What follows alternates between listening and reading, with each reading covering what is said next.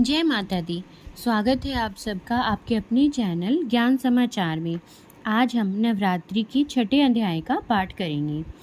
दुर्गा जी के छठे स्वरूप को कात्यायनी कहते हैं। कात्यायनी महर्षि कात्यायन की कठिन तपस्या से प्रसन्न होकर उनकी इच्छा अनुसार उनके यहाँ पुत्री के रूप में पैदा हुई थी। महर्षि कात्यायन ने सर्वप्रथम इनकी पूजा की थी, इसलिए ये कात्यायनी के नाम से प्रसिद्ध हुए। महाकात्यायनी अमोघ फलदायिनी है। दुर्गा पूजा के छठे दिन इनके स्वरूप की पूजा की जाती है। इस दिन साधक का मन आज्ञा चक्र में स्थित रहता है। योग साधना में इस आज्ञा चक्र का ही अत्यंत महत्वपूर्ण स्थान है। इस चक्र में स्थित मन वाला साधक माँ कात्यायनी के चरणों में अपना सब कुछ न्यौछावर कर देता है। भक्त को सहज भाव से माँ कात्यायनी के दर्शन प्राप्त होते हैं। इनका साधक इस लोक में रहते हुए भी अलौकिक तेज से युक्त हो जाता है। छठा अध्याय प्रारंभ करते हैं।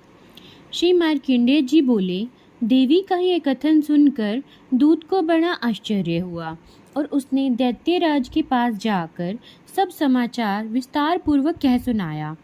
दूत की बातों को सुनकर दैत्यराज कुपित हो उठा और वह सेनापति धूम्रलोचन से बोला, धूम्रलोचन, तुम शीघ्र अपनी सेना लेकर साथ जाओ और उस दुष्टा के केश पकड़कर घसीटते हुए उसे बलपूर्वक यहाँ ले आओ।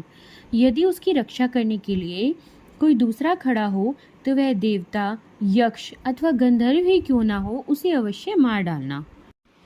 ऋषि बोले, शुंभ के इस प्रकार आज्ञा देने पर वह धूम्रलोचन दैत्य 60,000 असुरों की सेना साथ लेकर वहां से तुरंत चल दिया। वहां पहुंचकर उसने हिमालय पर रहने वाली देवी को देखा और ललकार कर कहा, अरे तू शुंभ निशुंभ के पास चल।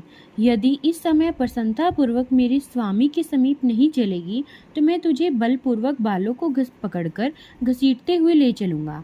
देवी बोली, तुम्हें दैत्य के राजा ने भेजा है, तुम स्वयं भी बलवान हो और तुम्हारे साथ विशाल सेना भी है। ऐसी दशा में यदि मुझे बलपूर्वक ले चलोगे तो मैं तुम्हारा क्या कर सकती हूँ। ऋषि बोले, देवी के यह कहने पर असुर धूम्रलोचन उनकी ओर लपका। तब अंबिका ने हूं शब्द के उच्चारण से उसे भस्म कर दिया। फिर तो क्रोध से भरी हुई दैत्यों की विशाल सेना और अंबिका ने एक दूसरे पर तीखे सहायकों, शक्तियों और फरसों की वर्षा आरंभ की। इतने में ही देवी का वाहन सिंह क्रोध में भरकर भयंकर गर्जना करके गर्दन के बालों को हिलाता हुआ असुरों की सेना में कूद पड़ा। उसने कुछ दैत्यों को पंजों की मार से, कितनों को ही अपने जबड़े से और कितने ही महादैत्यों को पटक कर दाड़ों से घायल करके मार डाला।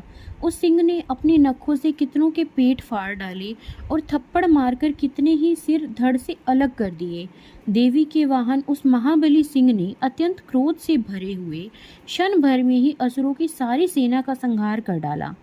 शुंभ ने जब यह सुना कि देवी ने धूम्रलोचन असुर को मार डाला तथा उसके सिंह ने सारी सेना का संहार कर डाला, तब उस दैत्यराज को बड़ा क्रोध हुआ। उसके होठ कांपने लगे, परंतु उसने चंड और मुंड नामक दो महादैत्यों को आज्ञा दी, हे चंड और हे मुंड, तुम लोग बहुत बड़ी सेना लेकर वहां जाओ और उस देवी को बालों से पकड़कर अथवा उसे शीघ्र बांध कर यहाँ ले आओ। यदि इस प्रकार उसे लाने में संदेह हो तो युद्ध में सब प्रकार के अस्त्रों, शस्त्रों और समस्त आसुरी सेना का प्रयोग करके उसकी हत्या कर डालना।